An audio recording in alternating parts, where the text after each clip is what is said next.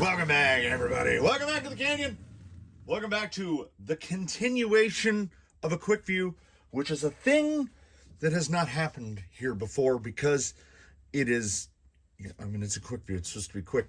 Quick to me doesn't mean the same as it does to others, but we're filming out of sequence because there are other videos that are supposed to be being filmed right now.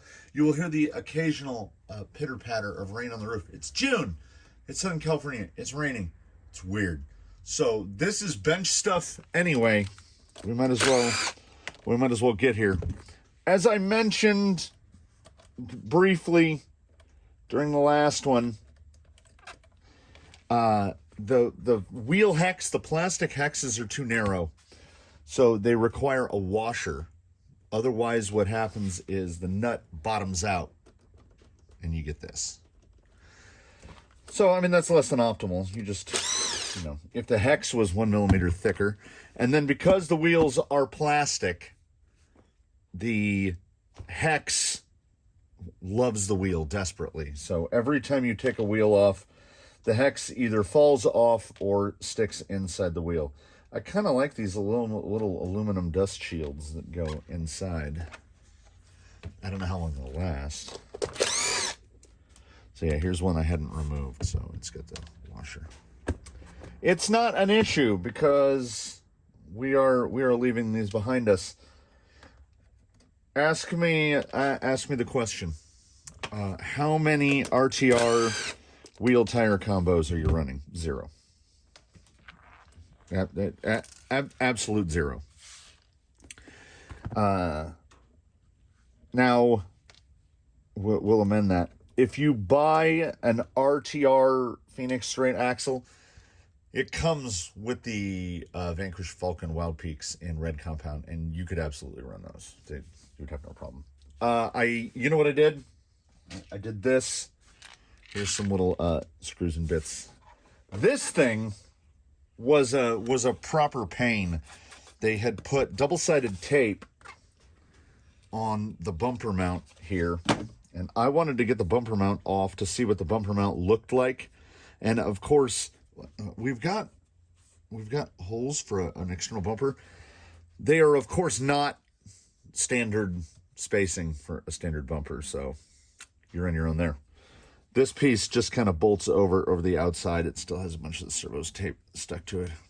I don't have any reason to replace that. I think that's fine.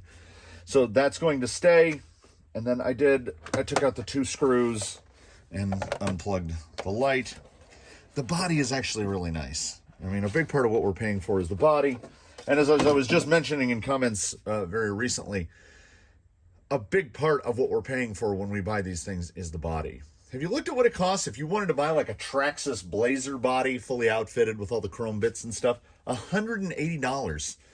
This thing is $250. So you're getting a lot more than just a body. This weighs more than this. But they do look super duper good together. So once I figured out how to, someone said soak the fake chrome in bleach. We're going to try that. I have not yet decided if we're going to eliminate these. We're going to do something because, I mean, self-writing isn't super critical, and I do like the look of them, so I'm really stuck in the middle on that one. They love M2x12 socket caps. They could have been button heads. I don't know. I guess they get a deal on socket caps because, like, all the body stuff was all held on with socket caps. We don't get to see enough split loom tubing anymore. You flip this out of the way. The gearbox is this. Oh! The gearbox is this. There we go.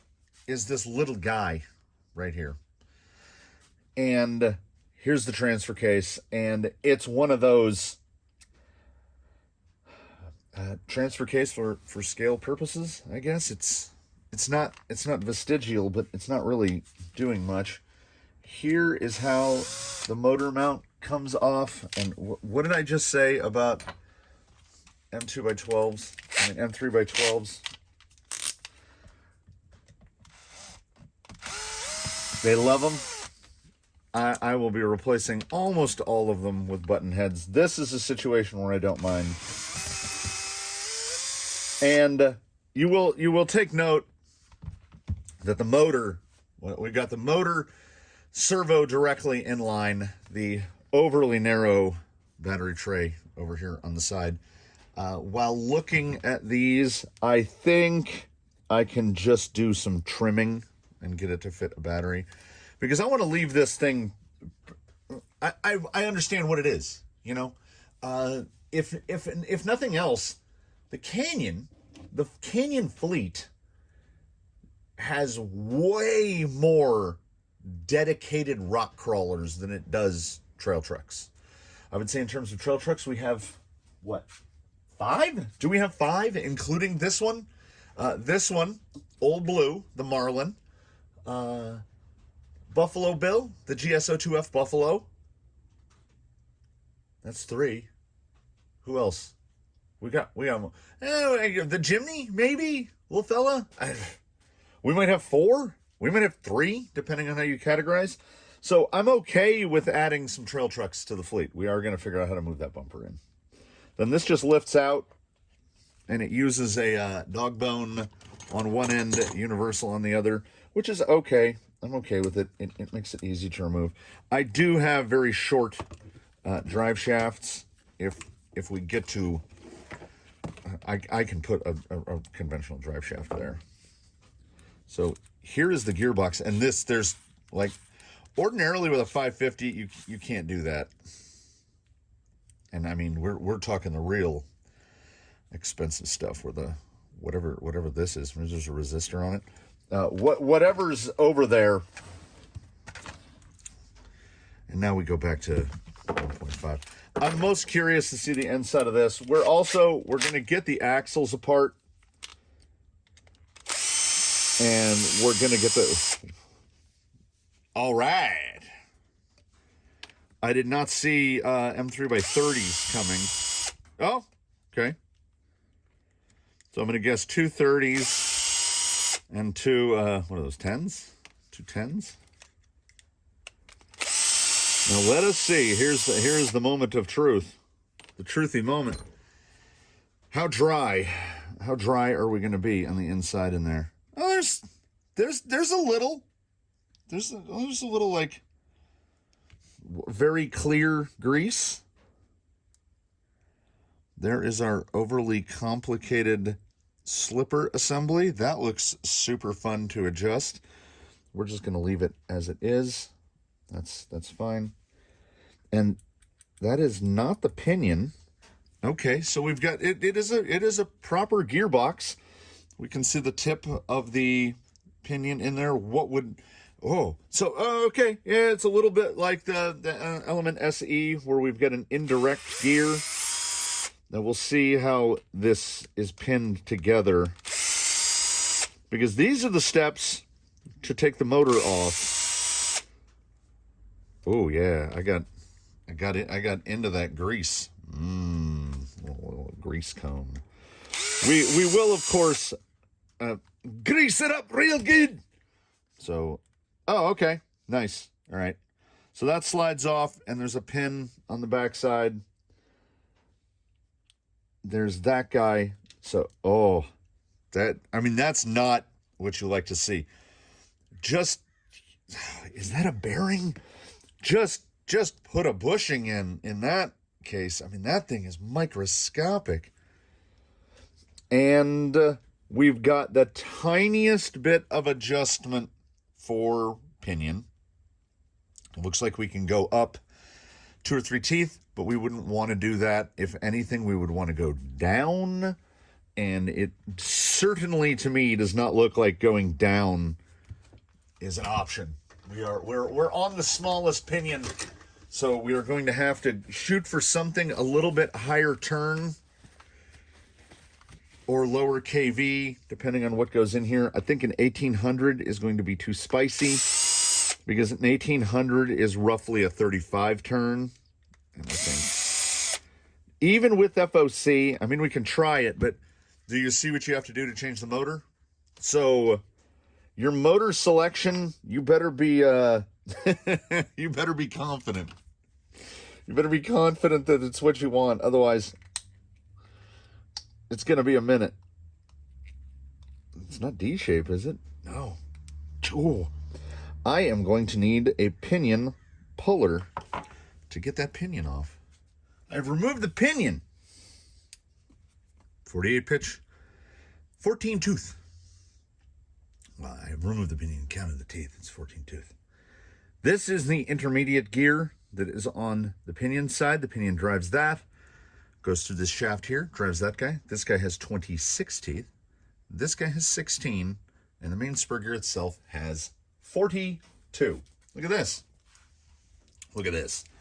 So you've got a very similar configuration to the way Element does it. You use a reduction here in the middle. That way you can run a tiny little micro spur. Now, 14 goes into 42 exactly 3 times. So that would be 3 to 1. And the 16 goes into 26, 1.62 5 times.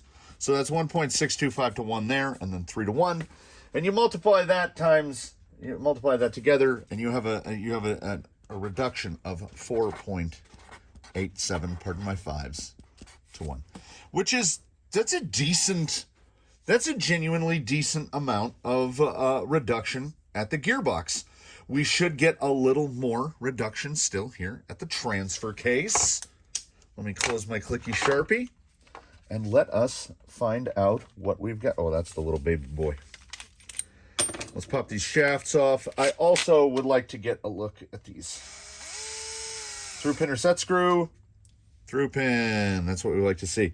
They're pretty skinny, but they appear to get the job done. Are they disassemblable? Yes, I see a screw down there. Nice big shoulder on there.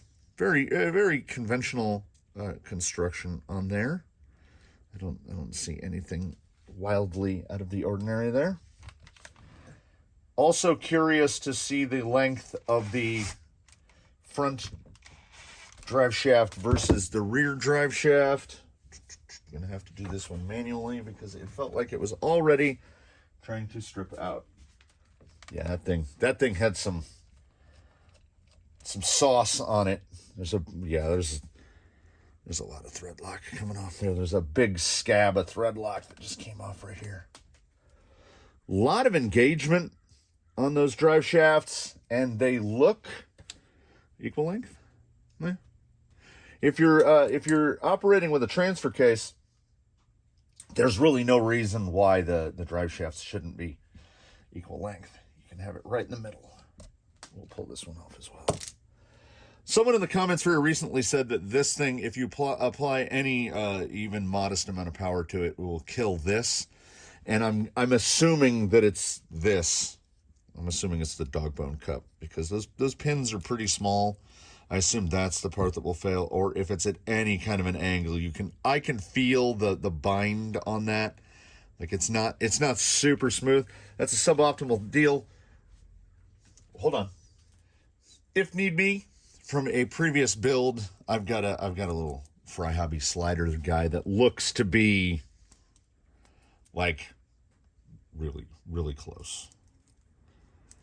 And if doubly need be, I have a longer one from another build that can be cut down to get us the precise whatever exact length we need.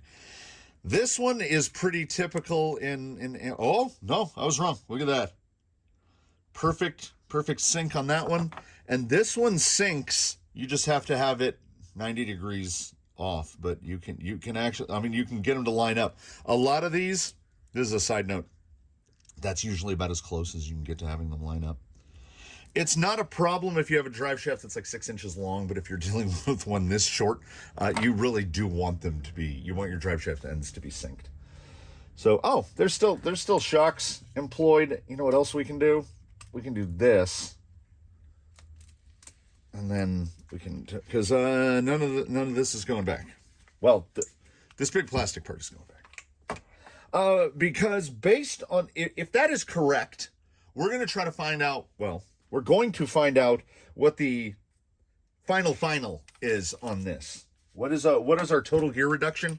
And if the total gear reduction is suitably low, like 40-1 or better, we're just gonna go with the Fusion 1800. I still more it looks like a 12. I'm 3x12. I still think the 1800 might be a little spicy. We can go brushed if need be, but as this guy is a little more trail than he is rock, I think the 1800, that's how I broke my 1.5 millimeter, by the way. I think the 1800 will give us a nice little, oh yeah, okay. That main gear in there, that's metal. That feels pretty nice. This weighs more than the gearbox. That's a heavy little boy. And again,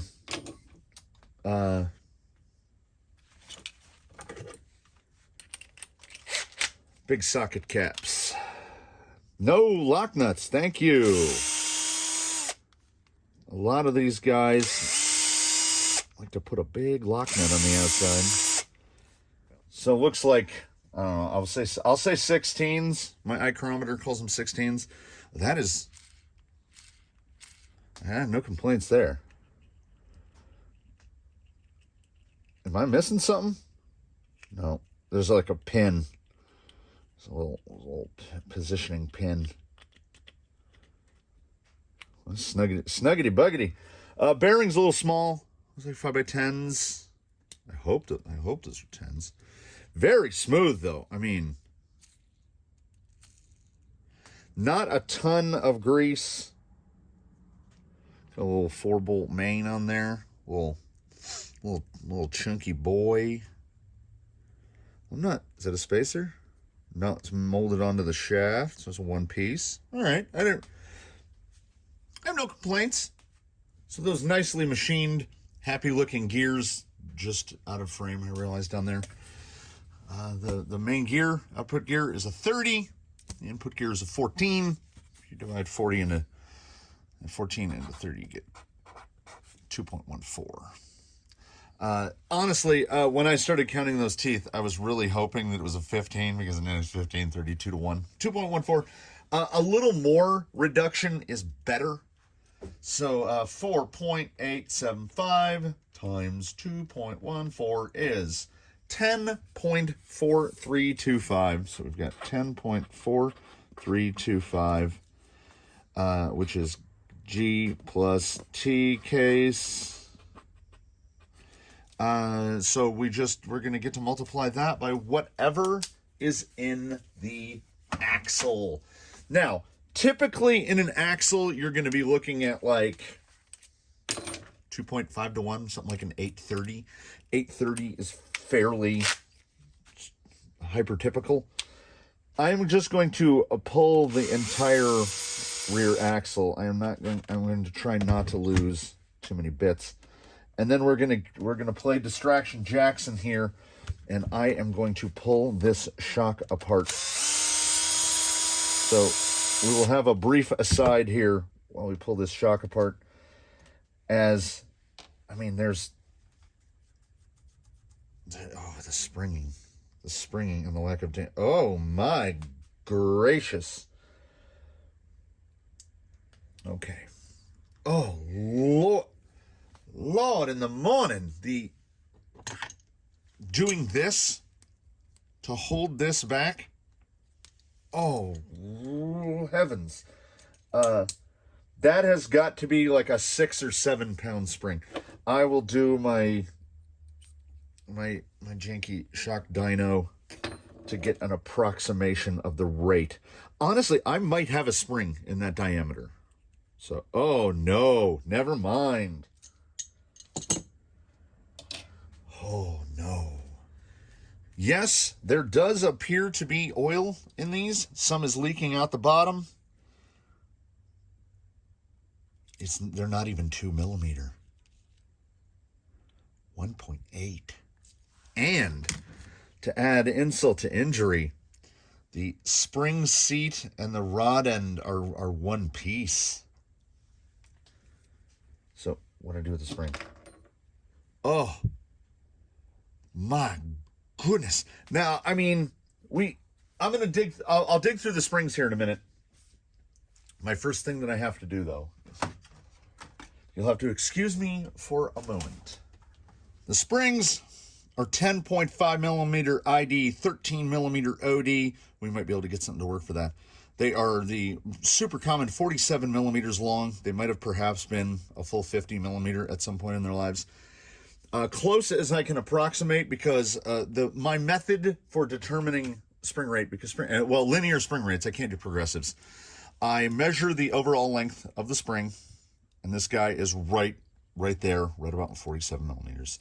And I want to know the pounds per inch to rate the spring, so I subtract 25 from 47. I set this guy to close enough, let's say right around 22. We're not getting laser accuracy. I place this guy inside this, I put it on the bed of a scale, and I press down on it like that until the tip touches, and I give it a couple cycles, and I kind of average the numbers out. Where we are sitting on this guy is between 6 and 6.2 pounds per inch. This rig only weighs right around 6 pounds. So this, I mean, if you want to talk about oversprung, it might be as oversprung as anything I've ever seen. These would be great for a cantilever. You could put these on a cantilever. So let us try to pop. I do like the little anodized aluminum little pivots at the tops of the shocks. All right, let's see what we got. Okay, there's oil in there. They're bladders. There's effectively nothing in the way of oil in them. There's a little squirt of oil down in there. So they can damp, but they're just not giving a lot of oil. And yes, sir. If you had any questions as to why it doesn't have any damping, we're gonna go full forensic on these and get them all the way apart. Okay, bottom comes out. I am trying to see what we've got in the way of a seal. Okay, we've got 2 O-rings. They are Buna. They do not feel like silicone or anything like that. We have no top cap. It's just something molded into the body of the shock. We have no spacer between the seals. We have no seal at the bottom of the seals. We just have the thread in, which is uniform diameter throughout for the shock shaft. Then we have the shock shaft, and in place of anything resembling a piston, we've got an E-clip. So that is why it does not matter. It does not matter. It's a hot dog down a hallway. It doesn't matter how heavy the oil you would put in here. You're not going to get any damping, because like if the O-ring fit tight and then it had that slot groove in the side, it would perform like many shock shafts do. But these shocks are effectively, they're friction dampers that have oil inside of them, and to try to use that small of a volume to damp a 6-pound spring, it's just never going to happen. They are 70 millimeter, and I think what I will do is I will do the $20 trick. I gave my last set away. The good old, the super trusty Amazon internal spring. They look like RC 4-wheel drive. Wait, I'm doing it again. These are 80s, but you can also get them in 90s. And these are $20 for a set of 4 on Amazon. So I replaced the ones on here simply because the stock shocks were white and I wanted black.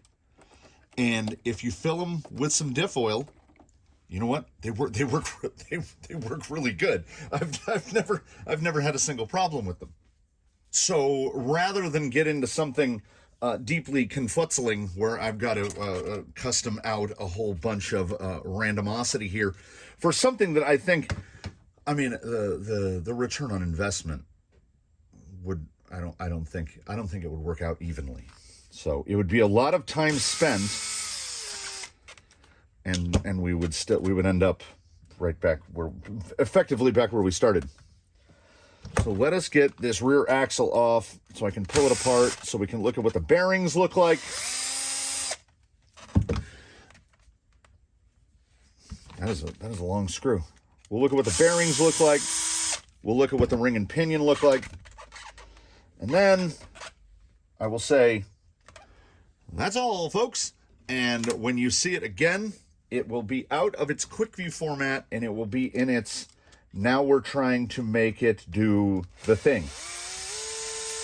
It can do the thing, but we genuinely, we want it to do the thing more better. Little clatter trappy.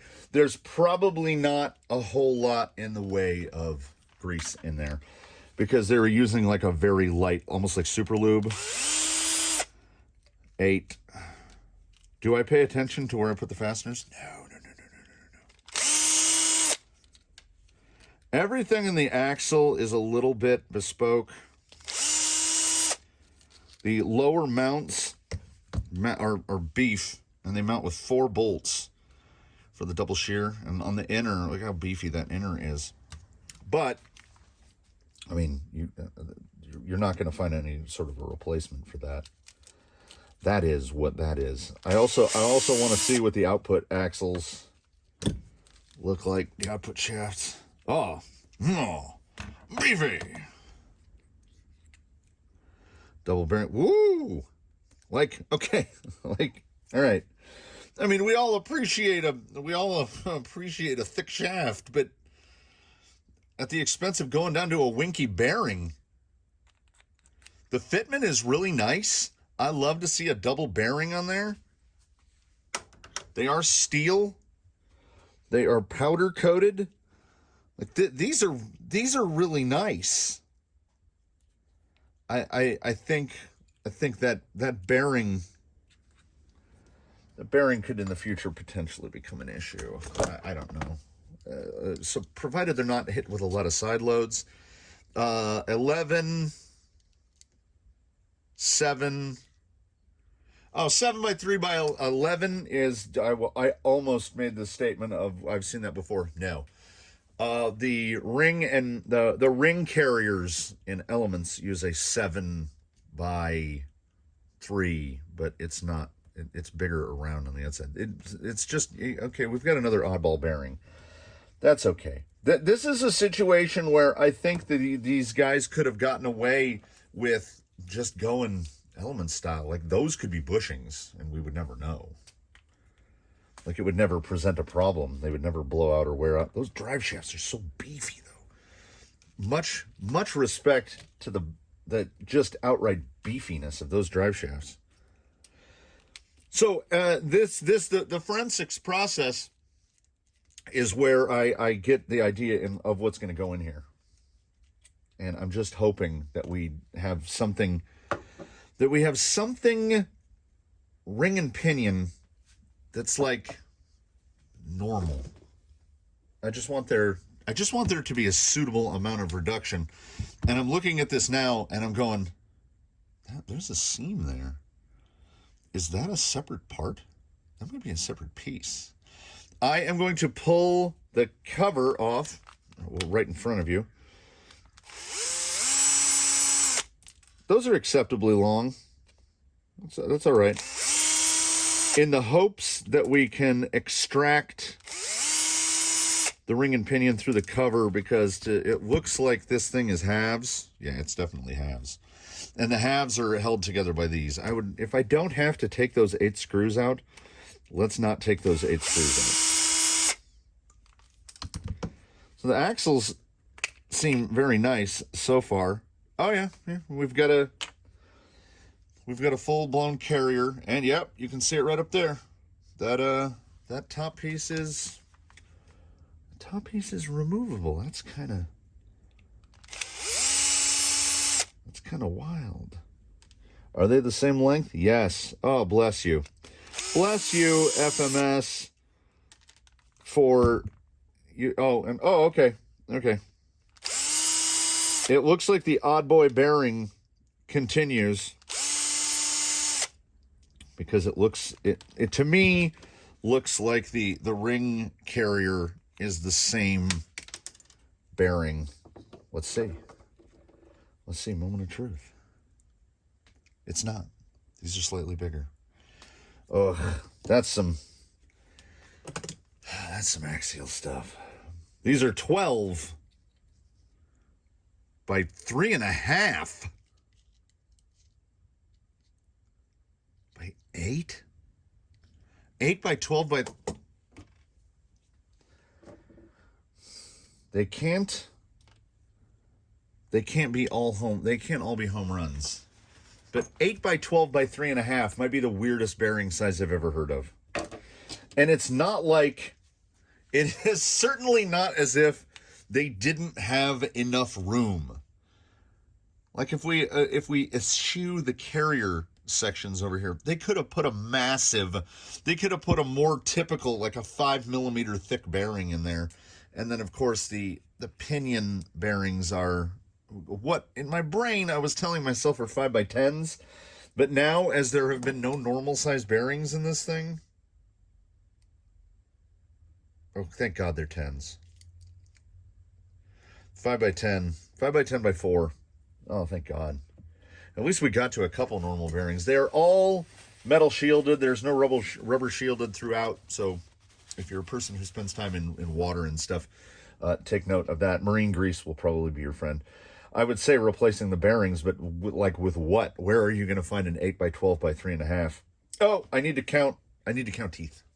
Quite literally and absolutely nothing in the way of surprises. We've got an 8-tooth pinion. We've got a 30-tooth ring. It's 3.75 to 1. We've seen that everywhere. I mean, the occurrence of 830. What is it about 830? The 3.75. We see that a lot. 3.75 times 10.4325 will get us.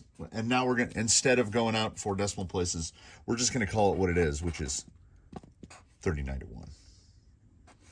A little on the low side, but honestly, not terrible.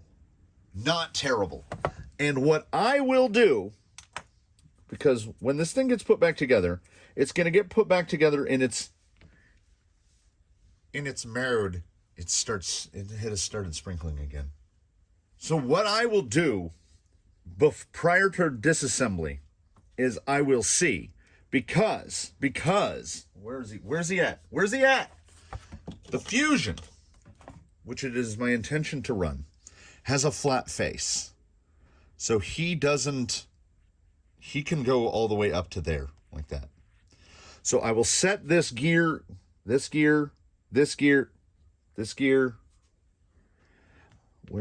the, okay, so this gear goes here.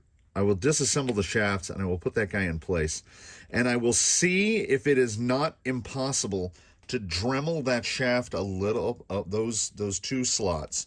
Dremel these slots up a tiny bit so that we can move this thing up. The smallest pinion that I have seen available in 48 pitch is 8. And you know what? I have not actually double verified. Hopefully we're not metric.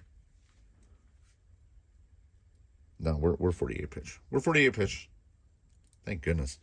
The smallest 48 pitch pinion that I am aware of is a 12.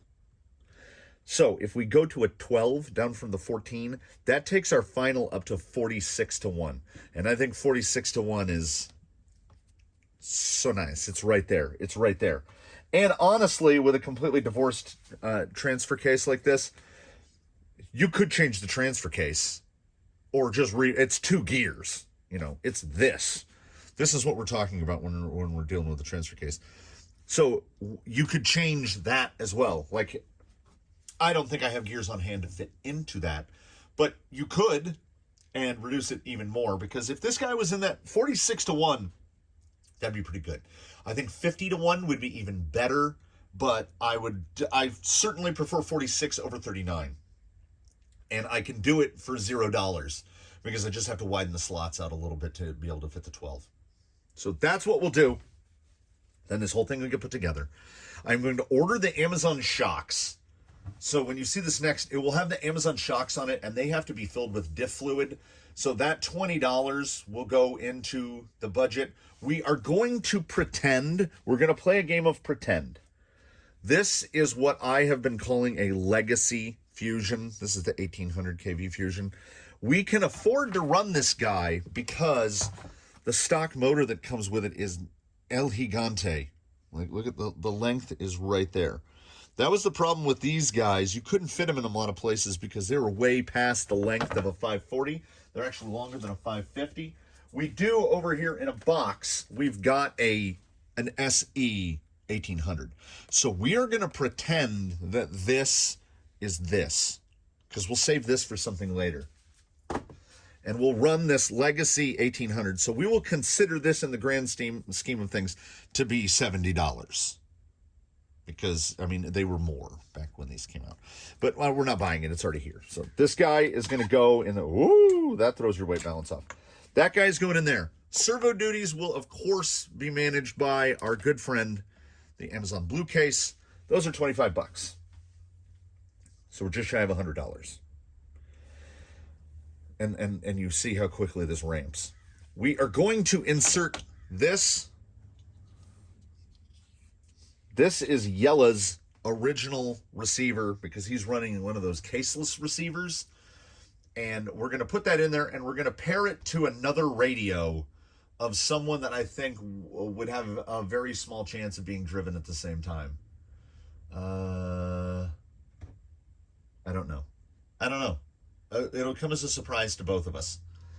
The wheel and then shocks, add $20 for the shocks. The receivers are like 15. So if you want to count that, then we're there.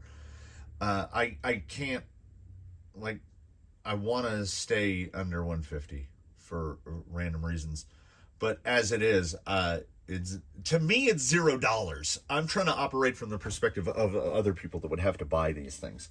Would I put an SE in this if I were going to build it and I'm a person that doesn't have any other things? Yes, I would put an SE 1200 in here, because then you don't have to worry about an external speed control unless you already have one. If you already have a speed control, you're going to want to go for a 540 motor of around, I would say 45 or 55 turn is probably what's going to be really good in here. You kind of have to treat it like it's an RC four-wheel drive.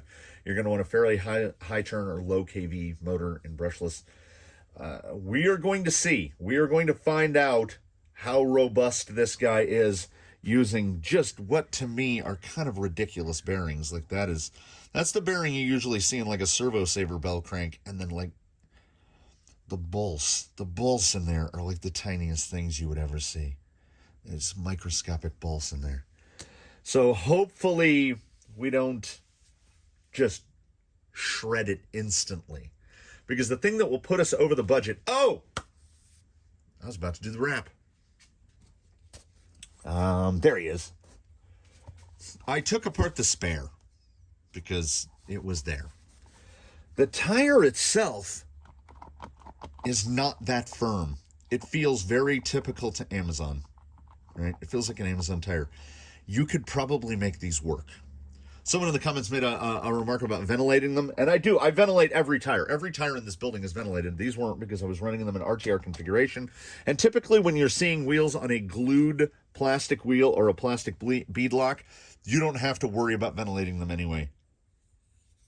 Like, these are ventilated through the wheel. And to me, it looks like they're doing some jiggery-pokery, some trickery.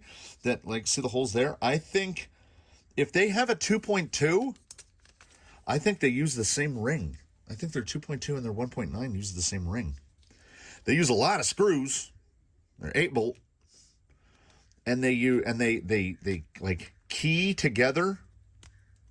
Everything keys together. I mean, in terms of a plastic bead lock, and then hex head, big, long, like 14 millimeter boys to hold these together. These should be really easy to put together and take apart.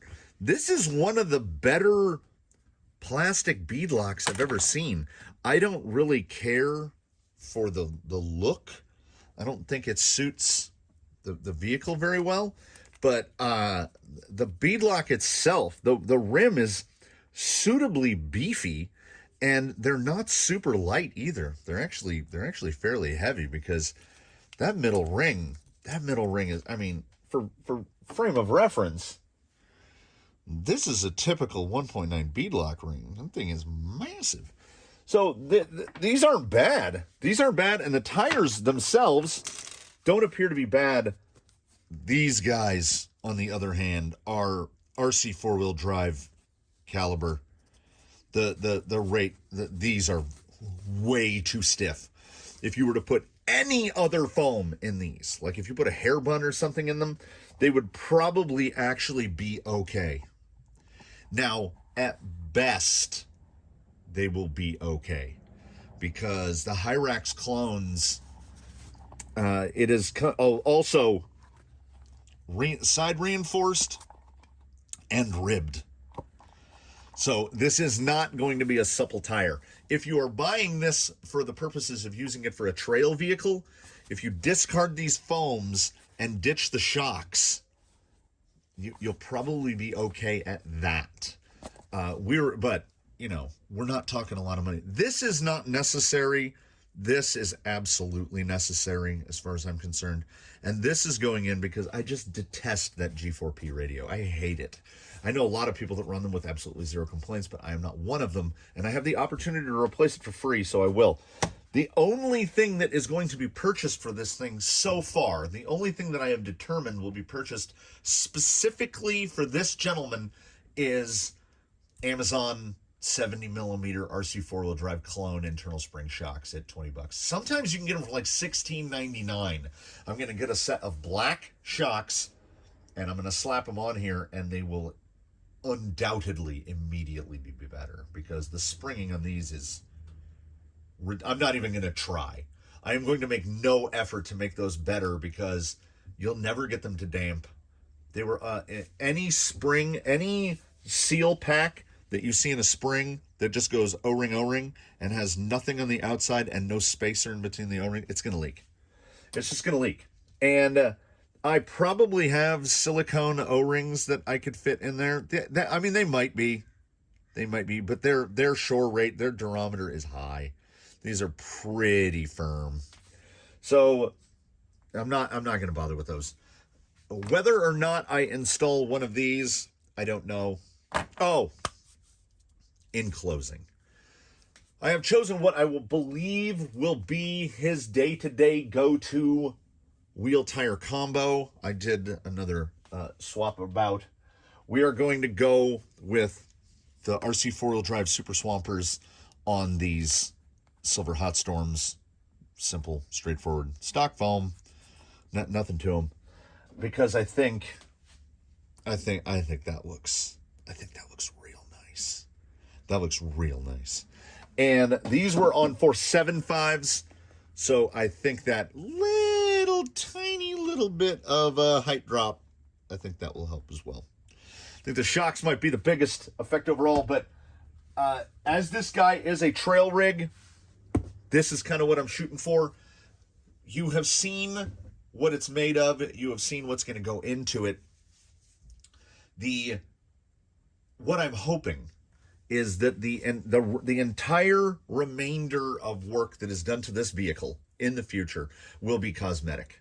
I would love to and fully intend to. Oh, I should point out, aside from them being Phillips head, the bolts, I have below zero complaints about how they mounted all the accessories.